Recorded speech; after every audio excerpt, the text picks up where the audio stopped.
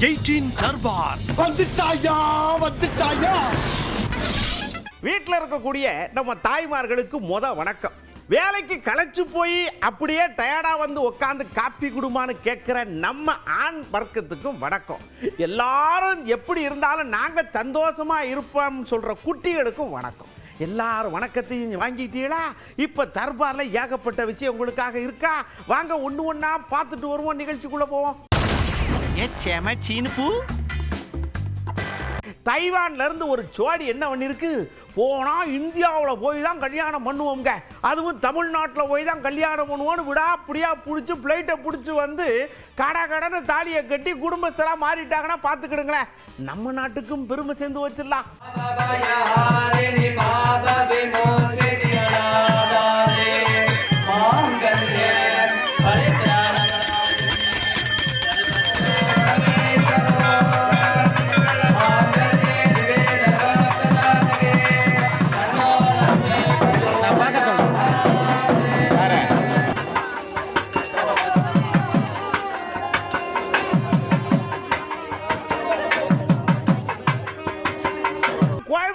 பயங்கரமான சத்தம் கேக்கு. ஏன் என்னத்துக்குயா அமேக்காடு ஓடுதியா அப்படின்னு கேட்டா, ஐயா குளிர் அடிக்குன்னு சொல்லி யானை காட்டுக்குள்ள இருந்து வீட்டுக்குள்ள வந்துருச்சு. கேட்ட உடைச்சிட்டு வெளியில போற யானை சும்மா போற அங்க ஒரு கந்திஷ்டி விநாயகர் இருந்தாரு, அவரை பார்த்து கும்பிட்டுட்டு போயிடுச்சுன்னு சொல்லி விட்டாங்க.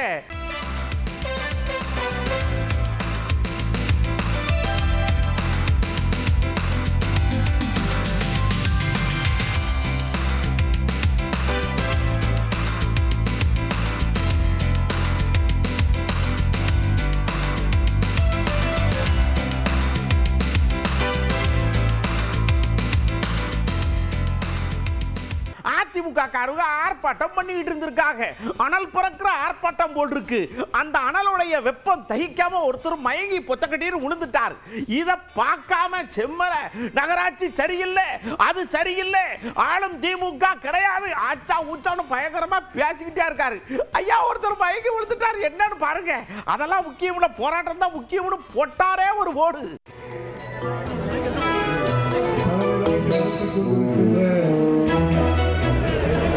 நம்முடைய மத்திய மாவட்டத்தினுடைய ஆற்றல் மிக்க செயலம் தலைமை தாங்கி நடத்தி கொண்டிருக்கின்ற நம்முடைய மத்திய மாவட்டத்தினுடைய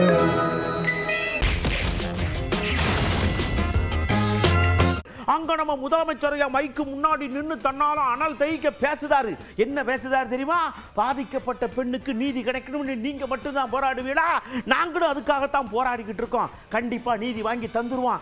ஆமா, அது என்ன, யார் அந்த சார்னு பேச்சு போடுதிய? அந்த சார் யாருன்னு உங்களுக்கு தெரிஞ்சா சடக்குன்னு அந்த விசாரணை குழுட்ட சொல்லுங்க. யார் வேண்டாம்னு சொன்னா எங்களுக்கும் சாருன்னு கேள்வி கேட்க தெரியும்.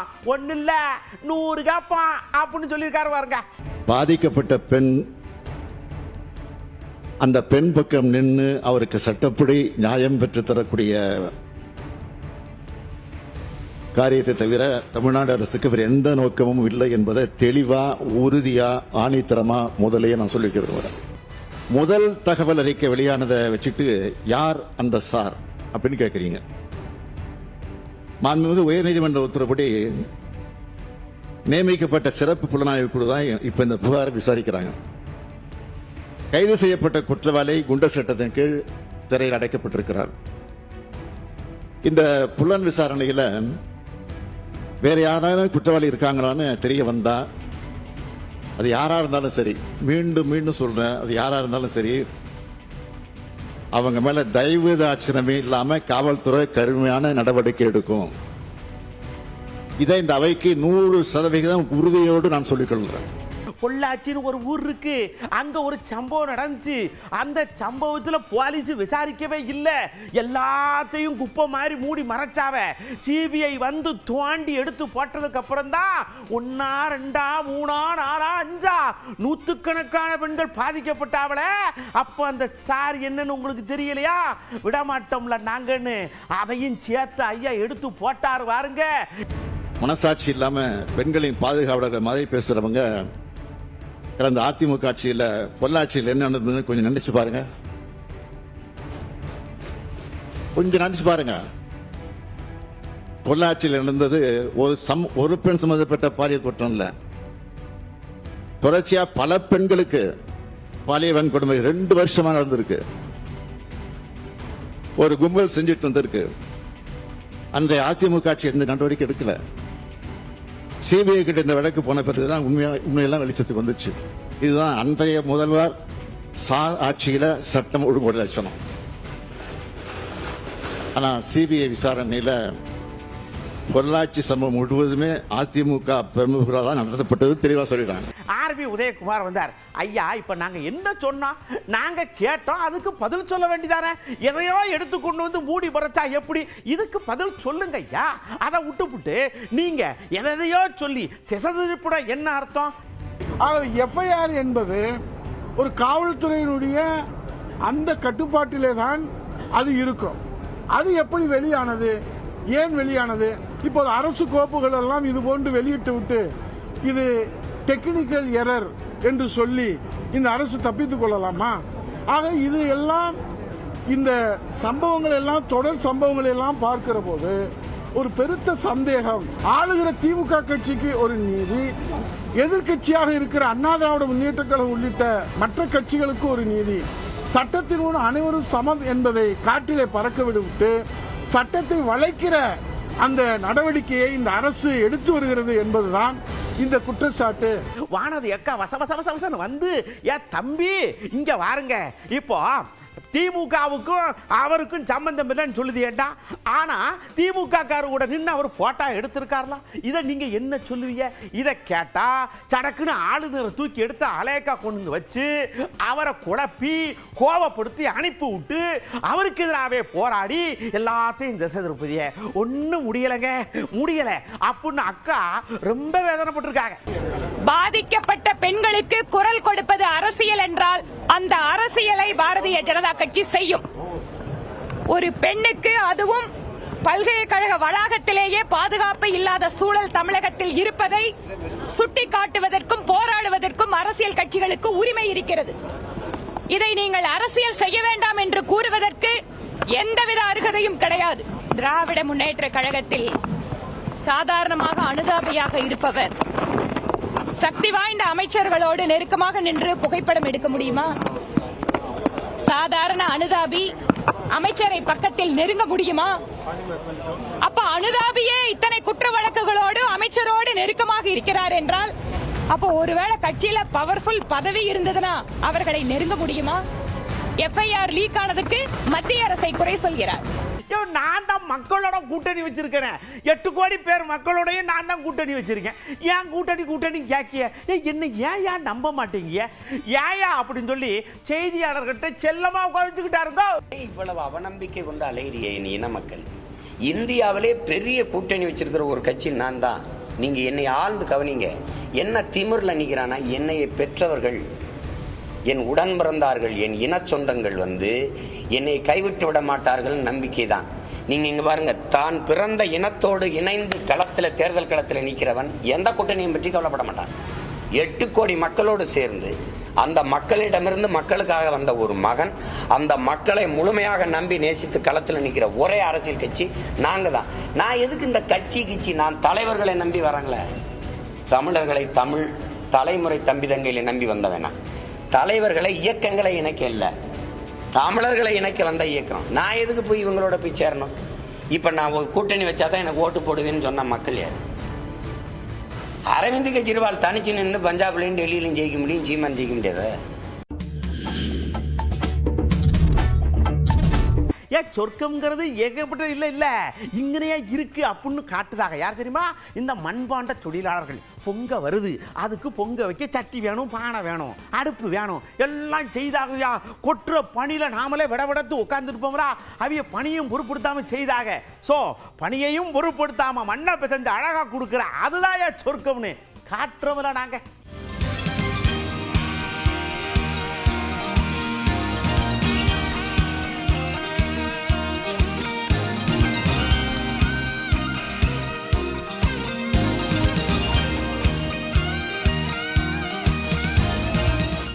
அடுத்த சொர்க்கத்தை நாங்க காட்டுறோம் வாங்கனேன்னு சேலத்துக்கு புள்ளக்காடு ஊரா கையை பிடிச்சி கூட்டு போய் இங்க இருங்க எங்கனையும் போகக்கூடாது இங்கனையே உக்காந்துருக்கணும் சொல்லி பிள்ளைங்க நாட்டுப்புற கலைகளை வச்சு பாட்டு போட்டு ஆட்டம்னா ஆட்டம் என்ன ஆட்டம் தெரியுமா டி யாழ்லங்கடி டி யாழோ ஆ யாழ்லங்கடி ஆ யாழன்னு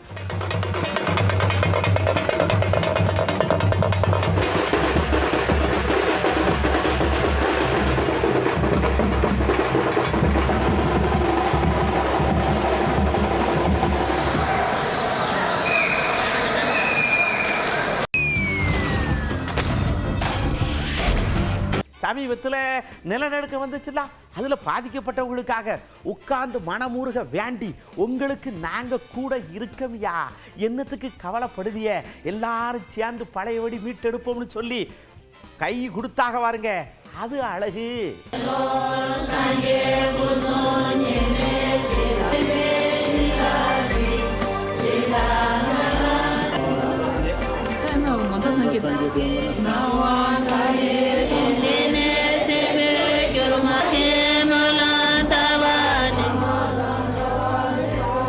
இந்த பல பேர் கையில் சாப்பிடாம ஸ்பூனில் எடுத்து அப்படி எப்படி சாப்பிடுவாங்கல்ல ஸ்டைலாக அதுக்கு ஒரு ஸ்பூனை கண்டுபிடிச்சிருக்காங்க.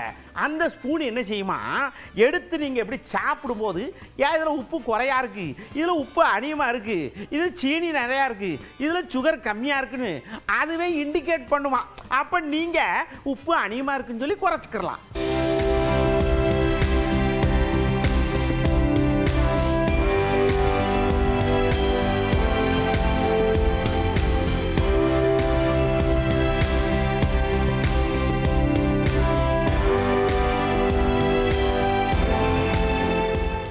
முந்தையெல்லாம் இந்த சோடா செய்து கிடைச்சி தெரியுமா நல்ல தண்ணி ஊற்றி அந்த சோடாலாம் பாட்டு அதை ஒரு மிஷினுக்குள்ளே வச்சு கேஸை ஆன் பண்ணி லட்டக்கட்டு லட்டக்கட்டு லட்டக்கட்டு லட்டக்கட்டு லட்டக்கட்டு சுற்றணும்னா அந்த குண்டு போய் அடைச்சிக்கிடுச்சுன்னா சோடா ரெடி. ஆனால் இவ்வளோ கஷ்டப்பட தேவையில்லை. இப்போ ஒரு இதில் டம்ளரில் பாட்டு எல்லாத்தையும் வச்சு சுவிட்ச் ஆன் பண்ணால் சோடா ரெடி.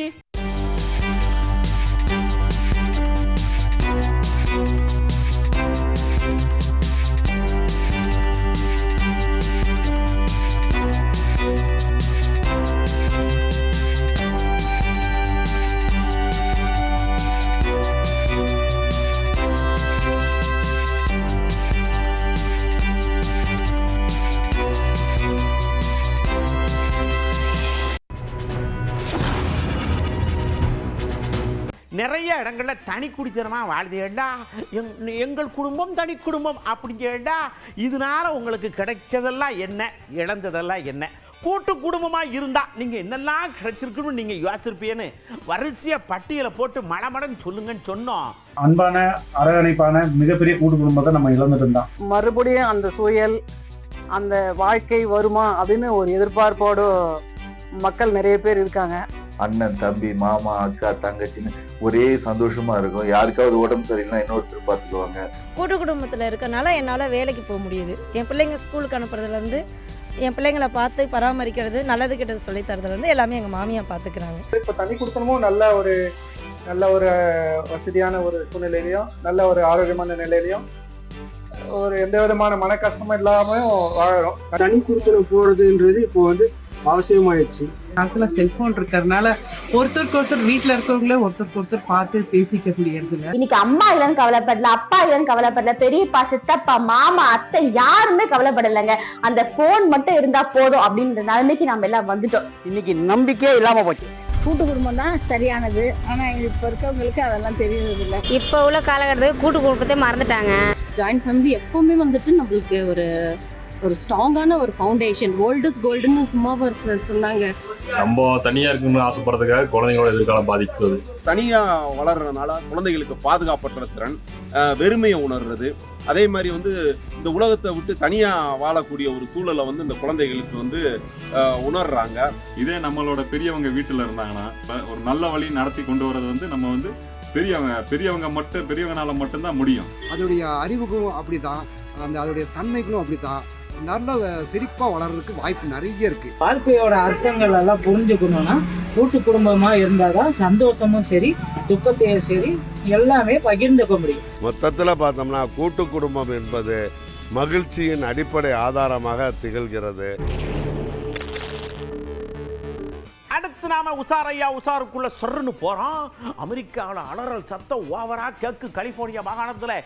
என்னன்னு பார்த்தா அந்த கலிபோர்னியா மாகாணமே கருகரு கருகரு கருகருன்னு எரியுதுங்க. மேல இருந்து பார்த்தா சிவப்பு கிணறு தெரியுது, காட்டு தீ பத்து எரியுது. அங்க இருக்கவங்கெல்லாம் அப்படியே அலறி அடிச்சு ஓடுதாக. இந்த காட்டு தீ பத்துறதுக்கு என்ன காரணம்? நாம உசாரா இல்லாம ஏதாவது செத்த சிறுகு மேல ஏதாவது போட்டுற வேண்டியது, அது வாட்டுக்கு பத்து எரிய வேண்டியதுங்கிற மாதிரி தான்.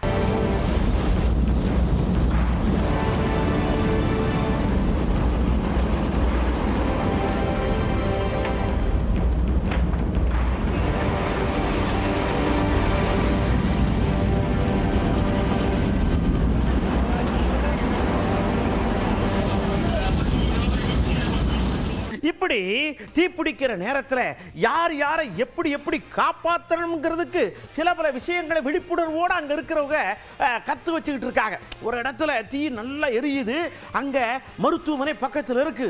ஐயோ எங்களை காப்பாற்றுங்கன்னு ஒரே அலறல் சத்தம். ரோட்டில் போனவங்க காரை நிப்பாட்டிட்டு குடு குடுன்னு போய் அங்கே இருக்கவங்கள வீல் சேரில் வச்சு இழுத்து கொண்டு வந்து காப்பாற்றிருக்காங்க.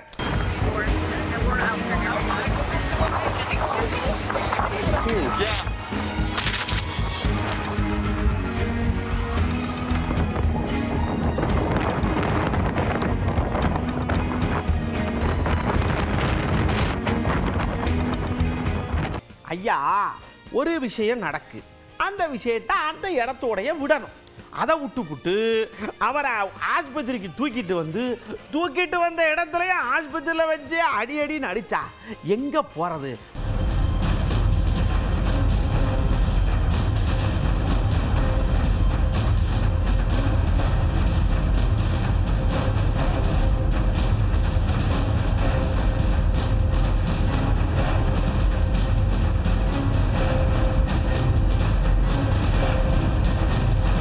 சரி மக்களே, தர்பாரில் நம்ம டீம் அங்கங்கே எடுத்துட்டு வந்துச்சுலா, பார்த்தீங்களா?